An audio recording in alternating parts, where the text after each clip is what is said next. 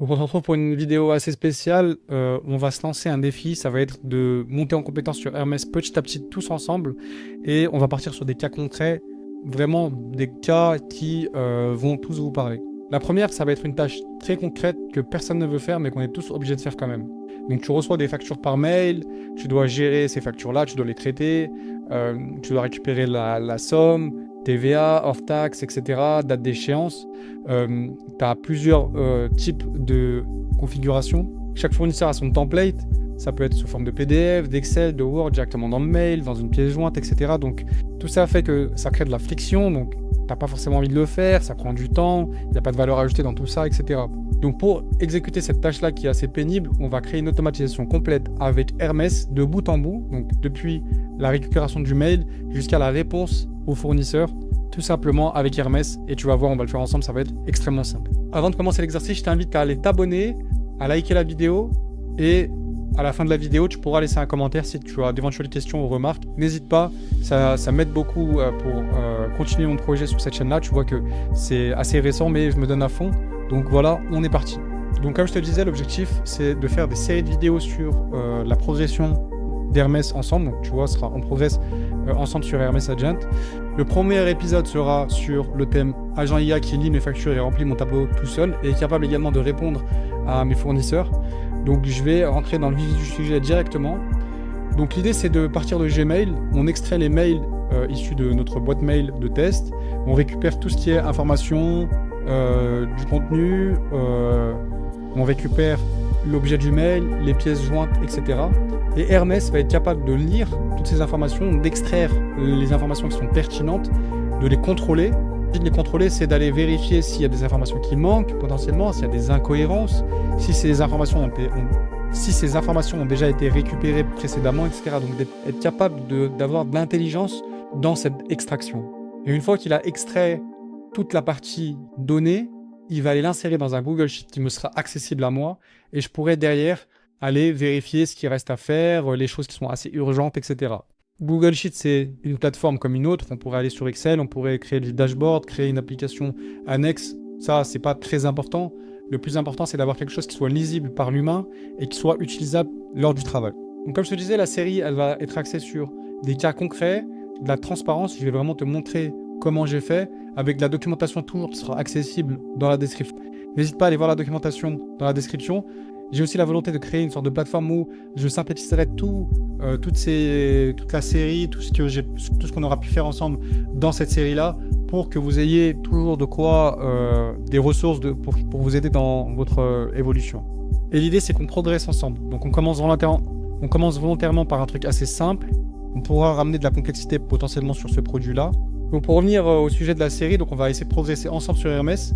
On va prendre des cas qui sont concrets. Je vais essayer d'être le plus transparent possible, donc vraiment vous donner le maximum d'informations. Et l'idée, c'est de commencer par volontairement quelque chose d'assez simple, que potentiellement on peut améliorer au fur et à mesure du temps. Mais également, en termes de sujet, on va essayer aussi de complexifier le tout au fur et à mesure du temps. Donc voilà, le premier sujet, ce sera la facture Gmail, et on verra pour les épisodes suivants. Et donc pour le premier épisode, on va se baser sur 8 axes, donc la réception, la lecture, le tri, l'extraction, le contrôle, l'écriture sur le Google Sheet, la validation humaine, donc la validation de dire qu'on a payé, la confirmation par l'outil et ensuite on verrouille. Donc le sujet, c'est vraiment de tester dans un cas réel d'entreprise, donc d'extraire et d'essayer de le piéger un petit peu, donc notamment avec des pièces jointes un peu problématiques, avec des textes qui manquent, des informations qui manquent. Donc je vous montrerai, j'ai pas abusé, mais on pourrait aller encore beaucoup plus loin sur ça. Donc les données sur le tableau, ce seront l'entreprise, l'expéditeur, les dates, etc., les informations en termes de prix, la devise, essayer de trouver des anomalies, essayer de trouver un niveau de confiance, le statut du traitement, avec une colonne qui soit réservée uniquement à l'humain pour dire quand c'est payé, et ça permet de rapporter un contrôle. Et donc bien sûr, étant donné qu'on a un agent, il faut lui mettre un certain cadre. Donc pour cela, il n'a pas le droit de diffuser ou de partager les identifiants. Il n'a pas d'action concrète sur les mails d'origine. Il ne peut pas déclencher de paiement bancaire. Il ne peut pas écrire dans la colonne payé qui m'est réservée. Donc comme je vous disais, ça reste encore assez rudimentaire, mais voilà, ça reste quand même des contraintes qui permettent de travailler dans un environnement qui soit assez cadré. Il peut pas, donc il a une sorte de de mémoire qui lui permettent de savoir quand. Donc il a accès à l'Excel, donc dans tous les cas il peut savoir quel mail il a traité ou pas, et il peut pas retraiter un mail qu'il a déjà traité. Donc pour aller plus loin, on pourra aller sur une base de données par exemple, connecter ça à un CRM ou à une plateforme de compta, des relances automatiques, faire des rapprochements bancaires, etc. Vous voyez que ça reste quand même assez simple et ça reste quelque chose de, on va dire qu'on peut utiliser pour une activité perso, mais en entreprise quand même beaucoup plus complexe. Donc voilà, là on se retrouve directement sur Discord dans ma discussion avec mon agent.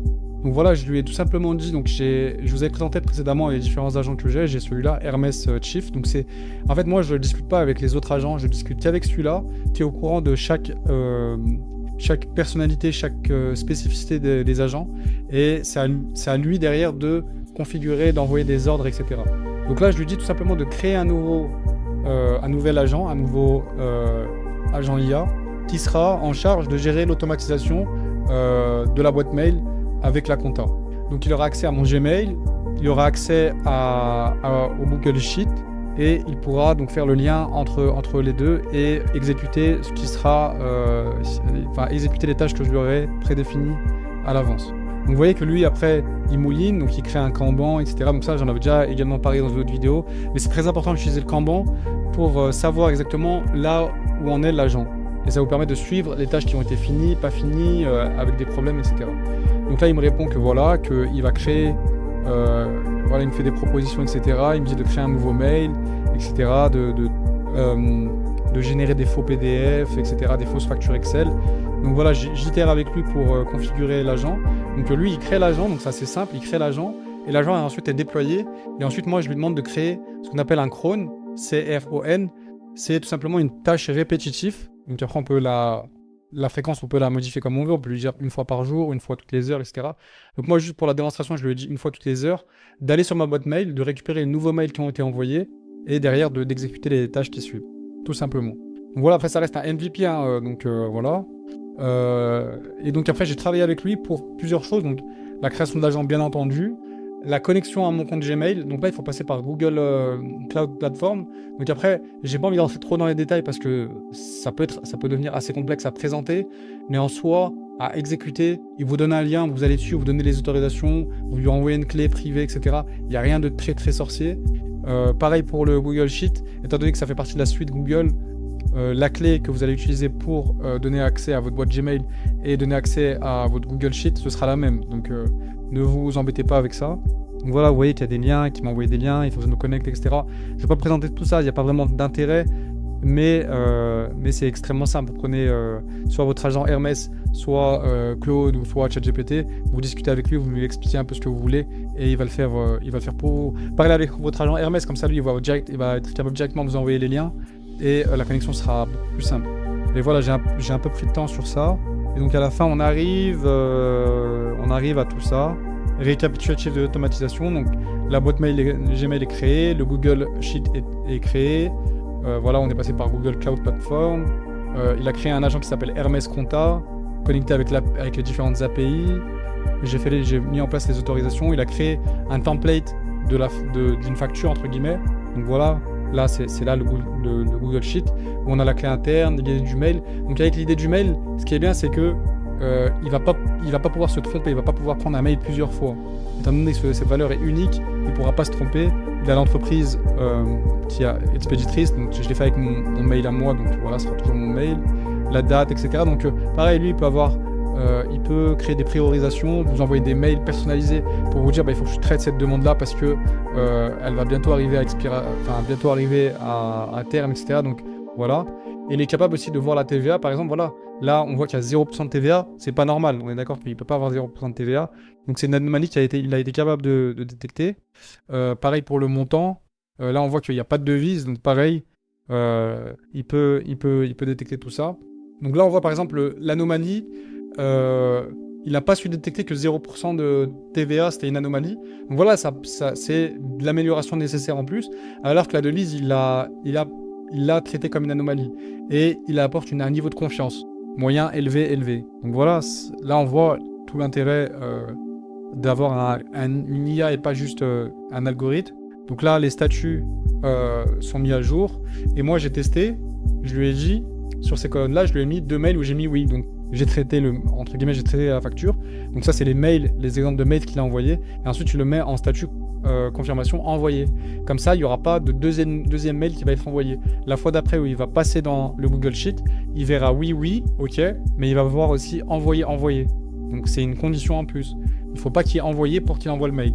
Et donc voilà, ça a bien fonctionné. Donc voilà, avant-dernière chose, je vous montre le mail que j'avais généré pour faire le test. Donc là, on a les différents exemples. Donc je l'ai envoyé avec ma boîte mail, ma vraie boîte mail.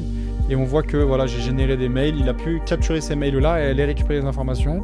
Et dernière chose à vous montrer, c'est les mails de confirmation. Donc là, on voit bien qu'il a envoyé donc, à ma boîte mail perso. On voit qu'il a bien envoyé le message qu'il avait mis dans le Google Sheet. Et donc, il a pu confirmer que ça a été envoyé. Après, on pourrait mettre un statut encore plus détaillé où on attendrait un retour via ce mail-là pour dire que c'est bon, ils ont bien reçu la confirmation, ils ont bien reçu le virement, entre guillemets.